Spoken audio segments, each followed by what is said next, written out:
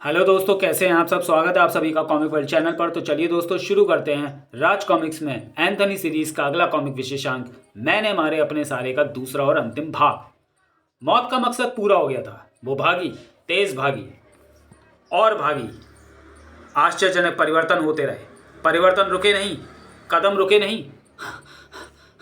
उफ प्रिंस, तुझे मेरे पीछे नहीं आना चाहिए था। तुझे वहीं रहना चाहिए था। वो जहां भी जाती उसका पीछा करना चाहिए था। एंथनी को कोई भागता दिखा। ठहरो। वो शिखा भांसले थी। ऐसे क्यों भाग रही हो? सड़क पर भागना मना है क्या? और तुम ये पूछने वाले कौन? कहाँ? एंथनी, एंथनी गुंजाल्विस। तो मिस्टर एंथनी, प्लीज मेरा रास्ता छोड़ दे। मुझे मेट्रो ट्रेन पकड़नी है, ये आखिरी है। अगर छूट गई तो मुझे घर पहुंचने में मुश्किल होगी। मौत कहाँ गायब हो गई? ट्रेन आखिरी ही है। प्लेटफॉर्म सुनसान हो चुका है। प्रिंस, वो ट्रेन पकड़ने के लिए ही भाग रही थी। और हम उस पर शक क्यों कर रहे हैं? मौत के शरीर पर जो भारी भरकम इस्पात का कवच था, उसे वो इतनी जल्दी उतार कर कहीं छिपा या फेंक नहीं सकती थी। घर पहुंचते ही उस मनुष्य समाचार ने शिखा का स्वागत किया था। हेलो शिखा, मैं मूडी बोल रहा हूँ। हाँ मूडी, क्या बात है? तुम घबराए हुए क्यों लग रहे हो? एक बुरी खबर है शिखा, किसी ने जॉन को मार डाला है। क्या? पापा, किसी ने जॉन की हत्या कर डाली है। Oh no. केवल आधे ही घंटे बाद। जॉन अब हमारे बीच नहीं रहा शिखा। उसकी बॉडी पोस्टमार्टम के बाद मिलेगी। उसे किसने मारा? ये पता नहीं लगा अंकल, लेकिन वो जो भी है बेहद ताकतवर है। जॉन के चेहरे पर किसी हथौड़े जैसी चीज़ का शक्तिशाली प्रहार किया गया, जिससे उसके सिर के पर खच्चे उड़ गए, जैसे खोपड़ी में बम फूट गया हो। वो मुझसे कल मेरे रेसलिंग मुकाबले के पास लेने आया था। लौटते समय उसके साथ यह हादसा हो गया। उफ। अजीत बांसले की कनपटियां सनसनाने लगी थी। इस शहर में रात को अक्सर एक ही ताकतवर शख्सियत निकलती है, और वो है जिंदा मुर्दा एंथनी। हाँ डिपनेस, कुछ और गार्ड्स का प्रबंध करो।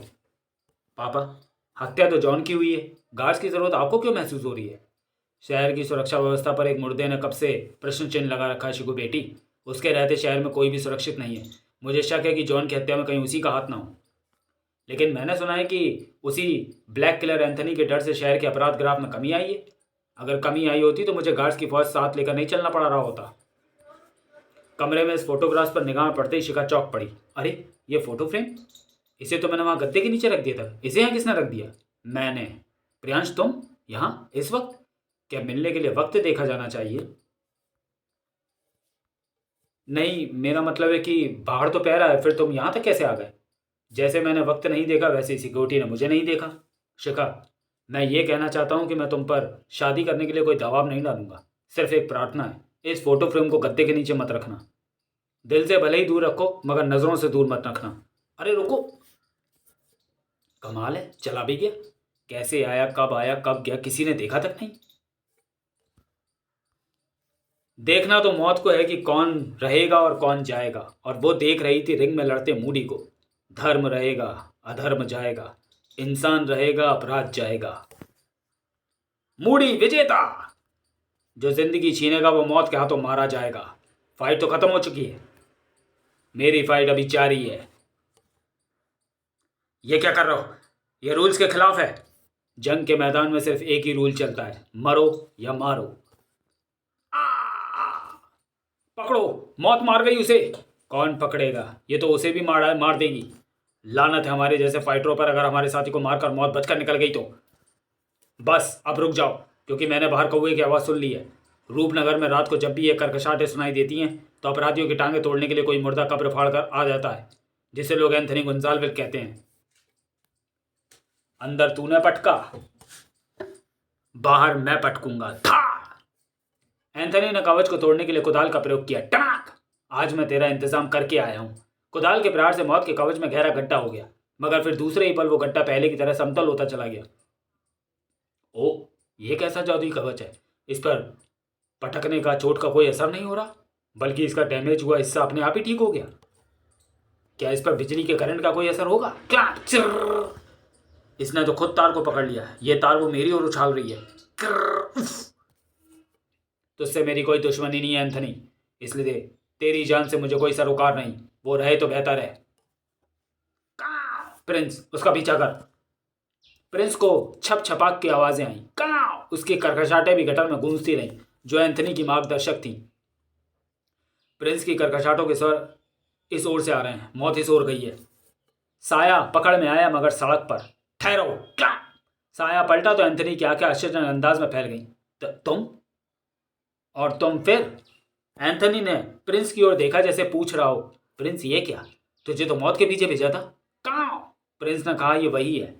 एंथनी प्रिंस के कथन को झुठला नहीं सकता था।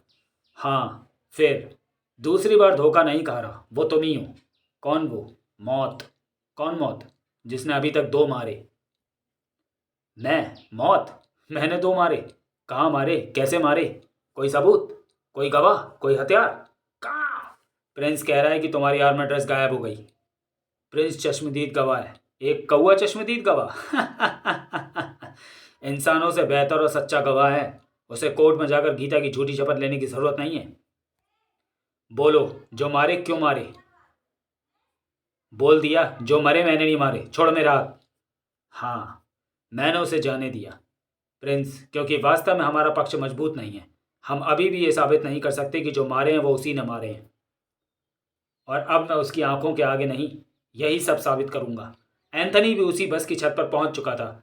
रात अभी खत्म नहीं हुई थी, बात अभी खत्म नहीं हुई थी, मगर तुम्हारी जिंदगी अब खत्म समझो। नहीं, कौन हो तुम? क्या मौत के डर से स्त्री की आवाज मर्दों जैसी हो गई थी?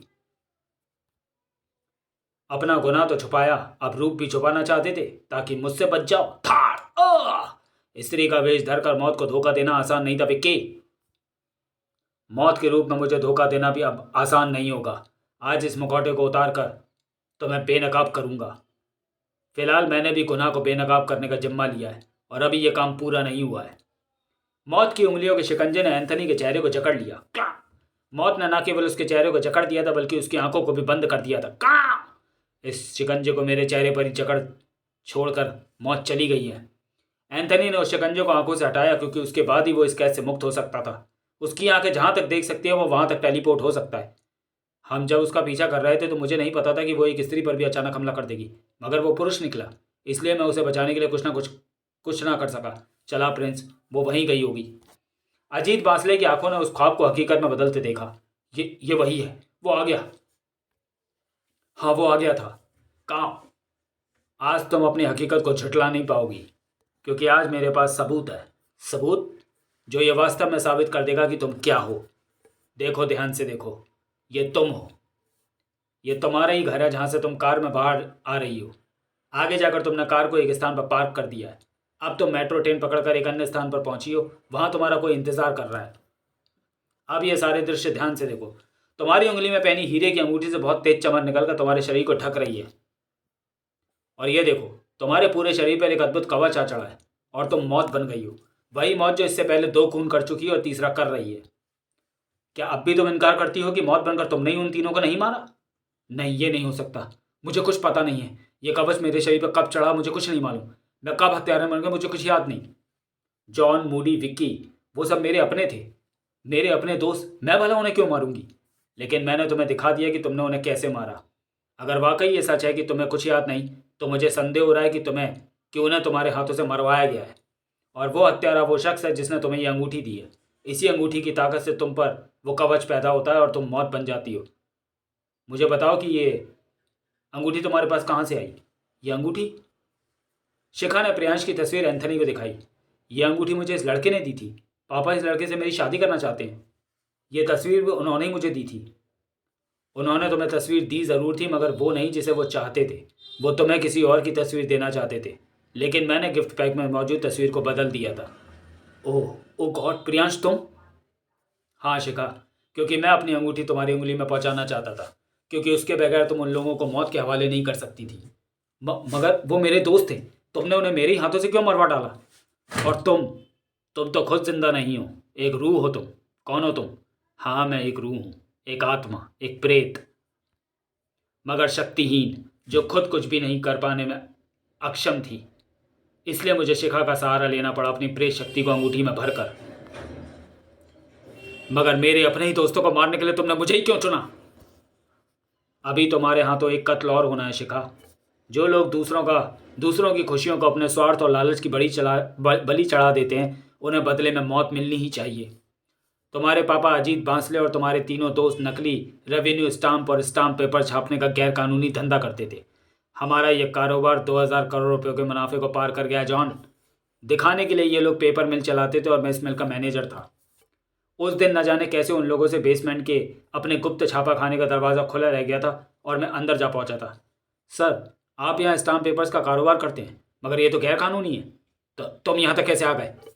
कोई बात नहीं अंकल, अब जब आ ही गया है तो इसे भी पार्टनर बना लेते हैं। ये भी हमारी तरह करोड़ों में खिलेगा। क्यों आकाश? मेरा असली नाम आकाश ही है। नोटों की गड्डियाँ देखकर मैं भौचक्का रह गया।